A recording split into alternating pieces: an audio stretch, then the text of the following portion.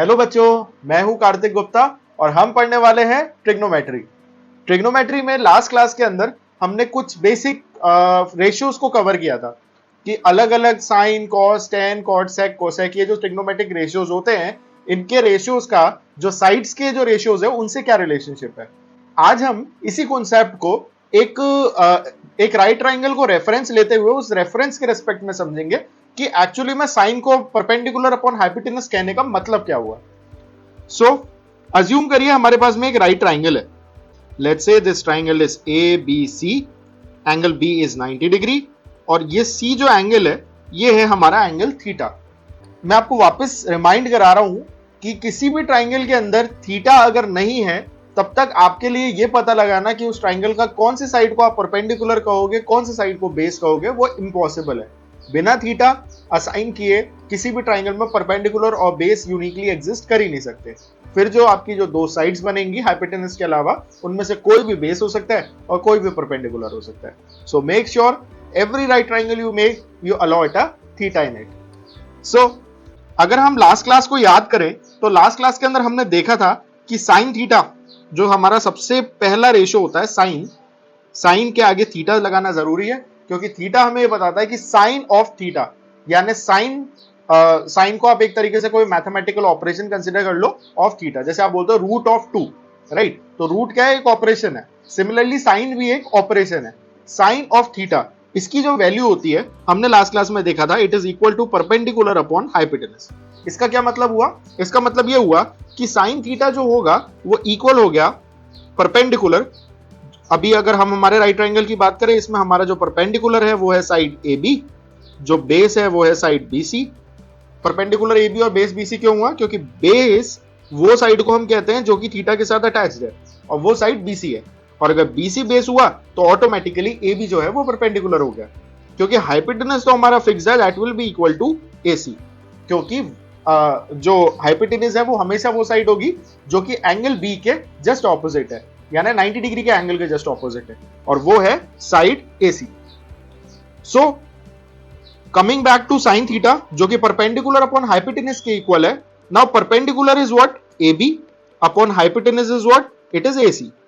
तो एक तरीका कहने का यह भी हो गया कि साइन थीटा इक्वल होगा AB अपॉन AC के रेशियो के।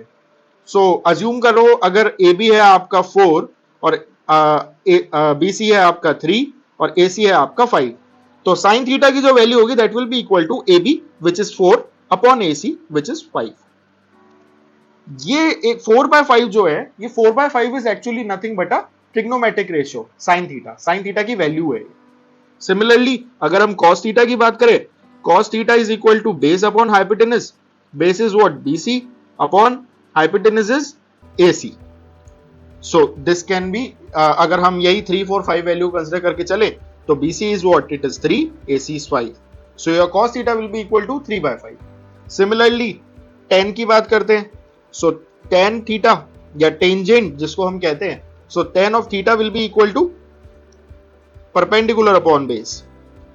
Perpendicular is AB and base is BC. So AB upon BC. So this will be equal to AB is what? AB is 4 and BC is 3. So this will be 4/3. Similarly cos, tan और sec, इन तीनों की value भी आप इसी तरीके से calculate कर सकते हो। तो किसी भी गिवन ट्राइंगल में ये जरूरी है कि थीटा कौन सा है। सो लेट्स सपोज अगर थीटा C की बजाय A पे होता तो हम ये एक फिगर और ड्रॉ कर लेते हैं। इसमें एंगल B जो है वो 90 डिग्री है और जो एंगल A है वो थीटा है। अब उसके थीटा होने से क्या फर्क पड़ेगा? हाइपोटेनस तो अभी भी यही है, लेकिन परपेंडिकुलर इस बार होगा BC और बेस जो होगा इस बार वो होगा AB। तो टेक्निकली अगर हम साइन थीटा की बात करते हैं एंड लेट्स सपोज लेंथ अभी भी इसकी वही सेम है, hypotenuse is 5, this side BC is 3 and जो आपका बेस है side AB that is equal to 4।